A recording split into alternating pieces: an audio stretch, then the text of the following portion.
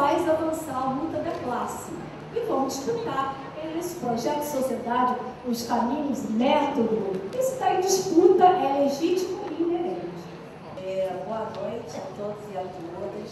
Quero dizer para essa mesa, para a organização desse evento, que é um prazer muito grande do Conselho Federal de Serviço Social estar aqui participando, desse momento que, sem dúvida nenhuma, é de fundamental importância para a nossa categoria profissional. As nossas saudações, pelo esforço, pelo empenho e pela preocupação desses colegas que estão levando à frente essa discussão. Eu acho que esse é um tema que vem nos preocupando e que vem nos unindo. Acho que vem nos unindo, é uma preocupação que atravessa anos. Acho que um marco para a gente, sem dúvida nenhuma, é o encontro de Lusiânia. Mas depois do encontro de Lusiânia, a gente teve CBAs aqui no Rio de Janeiro, aqui nessa universidade.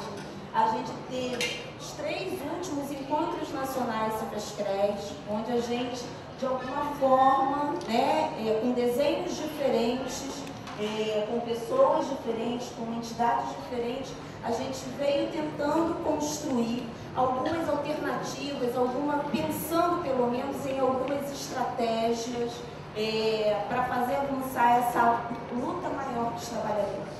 Agora, sem dúvida nenhuma, dentro da nossa categoria profissional, a gente tem alguns impasses e algumas dificuldades.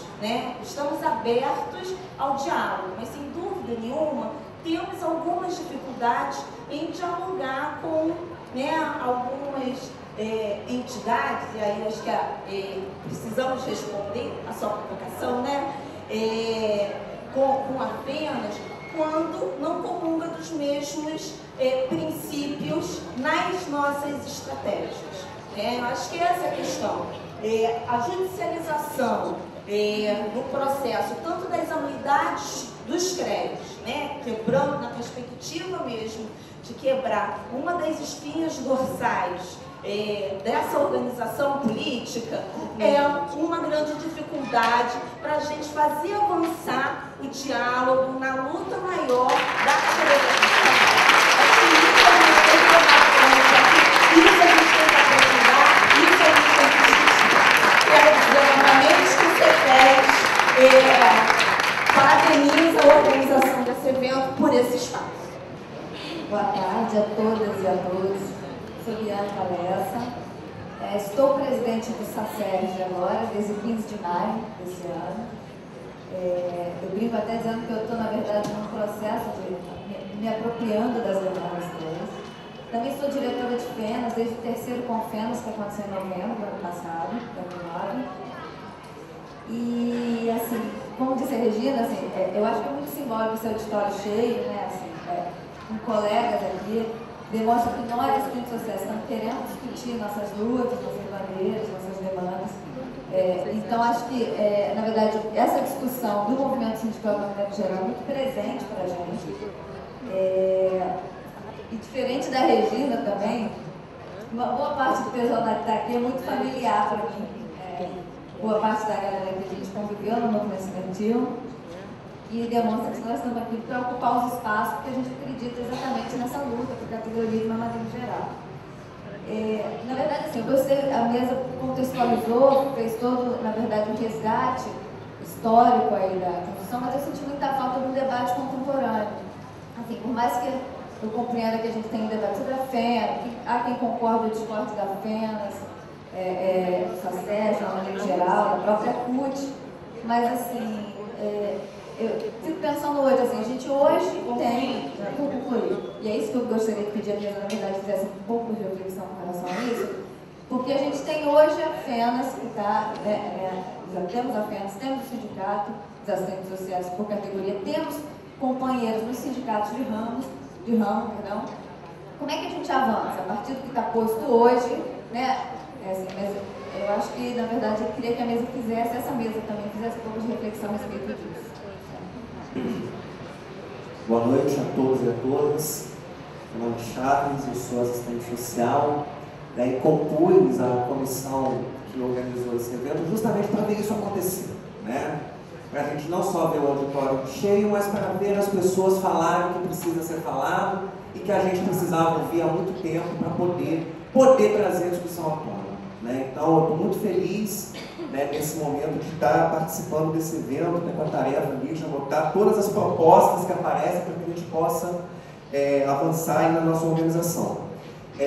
Eu queria trazer, na verdade, uma questão para o professor Valério Arcari, acho que o professor Calil também pode falar, né, porque a gente, quando ouve o fechamento da ANAS, e aí a professora Bia fala que foi um processo inconcluso, a gente acabou tendo o Conjunto Cefaz Cresce como a nossa principal referência de organização política. Né, e aí, muitas das vezes, isso se confunde, né, com a natureza da organização sindical. Né, e aí, na medida em que o debate, né, ele não consegue ser massificado para junto da categoria, que é o que a gente está tentando fazer agora, isso acaba criando uma série de confusões. Né, e confusões que eu acho que muitas das vezes os debates que se fazem não ajudam a... Já concluí? Ah, tá. Os debates que a categoria muitas das vezes faz não ajudam a revelar melhor essas diferenças, não é? Como, por exemplo, a gente fica discutindo, né, na relação entre o CRES e o sindicato com relação ao pagamento da anuidade. Então, quer dizer, a dificuldade que o sindicato tem com relação ao valor da anuidade, né? Então, por isso entra com o processo. Eu acho isso muito ruim, não é? Eu acho que a gente tem muito mais coisa para discutir do que o valor da anuidade. Não é? Até porque a anuidade, e aí por isso que eu queria que o professor Valério Arcari falasse, ela é muito diferente, por exemplo, do imposto sindical. A anuidade, ela faz parte de um processo de regulamentação do exercício e fiscalização profissional. O imposto sindical, ao meu ver, ele me parece muito mais uma imposição de Estado, no sentido de controle do sindicato, do que efetivamente um processo de organização sindical. Eu queria que a gente pudesse discutir essas coisas, porque e a gente tem uma série de eventos que ocorrem junto com a categoria que a gente é obrigado a usar o imposto sindical para contribuir para determinado sindicato. A gente precisa discutir isso. Porque senão a gente não consegue avançar nos processos de organização política que a categoria precisa discutir. Boa noite, meu nome é Última, estou me formando em Serviço Social pela FRJ, sou militante do PSTU. Eu vim aqui para poder falar de uma questão que a mesa abordou e no início ficou uma coisa muito confusa, né? Que é essa relação que existe, obviamente o tempo é muito curto, mas acho que a mesa pode falar um pouco melhor em relação a essa questão de partido político e sindicato. Isso se reflete de onde eu vivi a minha maior parte da experiência no movimento estudantil, né, que existe uma confusão muito grande entre a organização política partidária e a organização sindical, no caso do movimento estudantil, da própria ENERSO, né, das coordenações. Eu acho que é importante a gente ver que houve um fenômeno, né, um processo de se apartidarizar, né, o movimento, ou seja, quase que um preconceito de aqueles que têm partido não podem participar, porque necessariamente por serem de partido vão aparelhar. Eu acho que isso é uma concepção, inclusive, que tem que ser discutida, né, que o fato de estar participando não significa o aparelhamento, e sim o fato de você usufruir dessa superestrutura para impor uma condição, né, uma política, isso sim tem que ser deliberado. E eu acho que é muito importante que a gente faça um apelo aqui para essa discussão. Não é de agora que essa questão do movimento sindical, do serviço social, eu venho escutando, assim.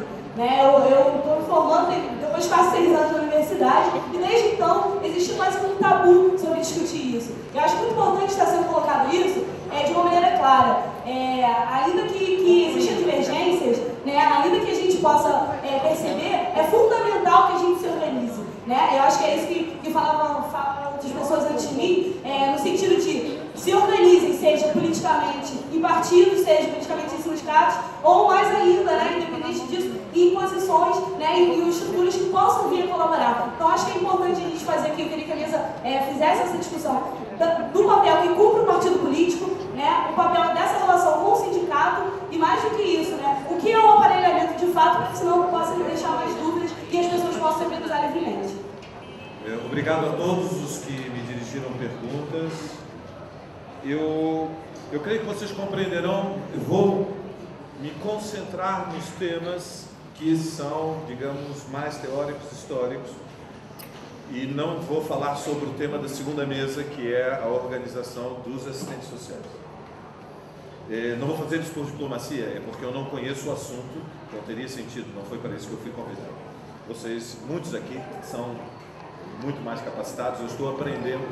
Tinha que fazer perguntas à Persiliana para ir compreendendo o que estava sendo dito, porque eu não conheço todos os detalhes. E olha que eu casei com uma assistente social que participou do Congresso da Virada, portanto, eu vivi essa história. Mas eu estou um pouco desatualizado, porque no meio do caminho... Não, eu mantenho a minha relação. Existiu. Eu mantenho. Ela é que saiu do serviço social.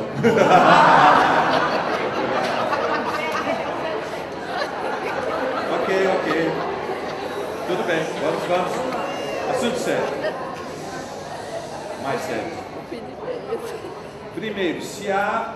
Pergunta que Regina me dirigiu. Se o movimento sindical independente é possível no Brasil? Eu creio que sim, por duas razões. E acho que no Brasil é um dos países onde esse processo está avançando mais rapidamente. Neste momento, exato, não é um momento muito favorável, mas se nós considerarmos o período, neste momento, onde avança a organização sindical mais rapidamente, é na Grécia. Na Grécia está uma situação explosiva e há uma libertação dos sindicatos, das estruturas sindicais burocráticas, porque há um impulso que vem de uma situação revolucionária.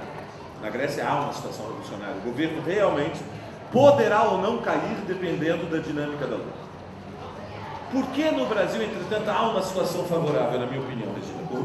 Por uma razão fundamental.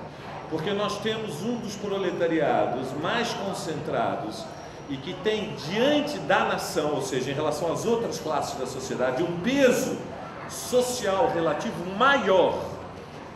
Isso decorre do fato de que a urbanização e a industrialização brasileira foram muito concentradas e nos anos 90, quando o resto da América Latina se desindustrializou, paradoxalmente o Brasil continuou se industrializando. Então, são 95 milhões da população economicamente ativa.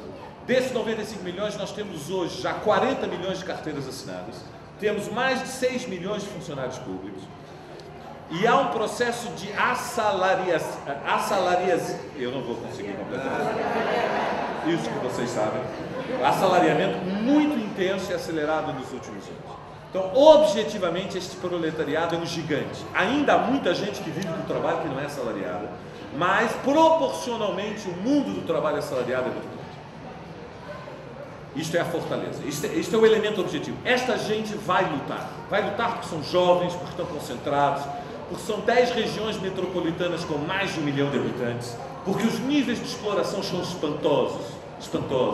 Não se enganem, são baixos salários. É verdade que diminuiu o desemprego nos 8 anos do governo Lula, mas é verdade que só diminuiu o desemprego para salários de até 2 salários mínimos. Se você considerar na equação salários de 3 ou mais salários mínimos, diminuiu o número de carteiras assinadas no Brasil nos últimos 8 anos, não aumentou. Então, são níveis de exploração, Regina, pela intensidade do trabalho, pelos baixos salários, que leva a que este gigante que está contido, que não encontra um ponto de apoio para lutar, é uma questão de tempo. O que bloqueia a fraqueza subjetiva? Porque é uma classe trabalhadora que recomeça sem o ponto de apoio que foram as organizações construídas em 78, 79, 80, 81, 82, 83. Então começa de patamares de organização que são quase moleculares. E é uma classe trabalhadora que não... os níveis de consciência que avançaram nos anos 80, depois retrocedeu a uma ruptura geracional, Regina, uma ruptura subjetiva. Por exemplo, o nível de consciência classista. Sou trabalhador, tenho interesses diferentes do meu patrão. Eu não vou vestir a camisa da minha empresa. Eu vou vestir a camisa da minha classe. Isto que era, digamos, tati-bitati nos anos 80. Entendem? Hoje, para os trabalhadores, é uma nova aprendizagem. É preciso reaprender isso. É preciso reaprender que não é para vestir a camisa da Embraer. É para vestir a camisa da classe trabalhadora. Mas isto é um aprendizado. Alguns me